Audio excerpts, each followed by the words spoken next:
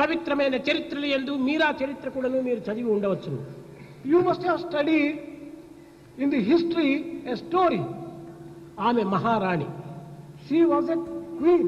ఆమెకి ఎట్టి భేదము కానీ అహంకారం కానీ అభిమానము లేకుండా ఎందరి మగవారి మధ్యైనను ఎందరి రాజుల మధ్యైనను కృష్ణుని ప్రార్థించుకుంటూ గానం చేసుకుంటూ తన యొక్క ప్రార్థనను మైమరిచి పాడుతూ వచ్చింది. Without having any sense of ego, attachment, pride or arrogance, she used to sing the name of Krishna in the midst of all people and everywhere.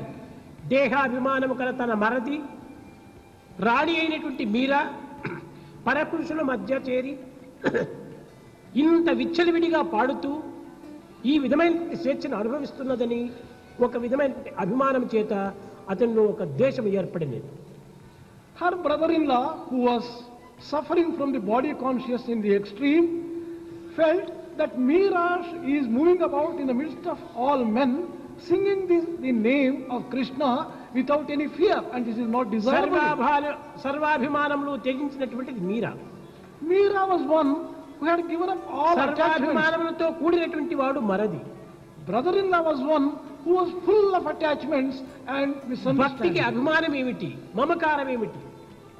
For devotion, it doesn't know any attachment. భగవత్యాగమునకు పూనుకున్నటువంటి వ్యక్తికి అభిమాన మమకార అహంకారములు ఏమాత్రం కూడా ఉండకూడదు. The one who is filled with devotion to the Lord will not suffer from any attachment, any type of ego. అట్టి పవిత్రమైన యొక్క తత్వమును గుర్తించుకోలేనటువంటి మరది Brother-in-law who could not recognize such a sacred తన feeling of కులమునకు తమ జాతికి తమ రాజ్యమునకే అవమానం కలిగించుతున్నదని అటువంటి స్త్రీ ఉండకూడదని పాలలో విషం కలిపి ఆమెకు అందించాడు. he felt that she was getting a bad name to the nation, to the family and to everyone associated with her.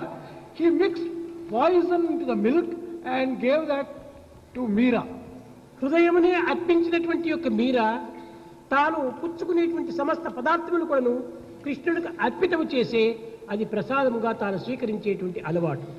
Meera, who had offered her heart itself to Krishna, had the habit of offering anything to Krishna before she partakes. ఈ యొక్క క్షీరమును కృష్ణుడికి అర్పితం చేసినప్పుడు ఆ క్షీరములో ఉండినటువంటి విషమంతా కూడాను కృష్ణుడు చేర్చుకొని పరిశుద్ధమైనటువంటి యొక్క క్షీరమును మీరాకు అందించాడు.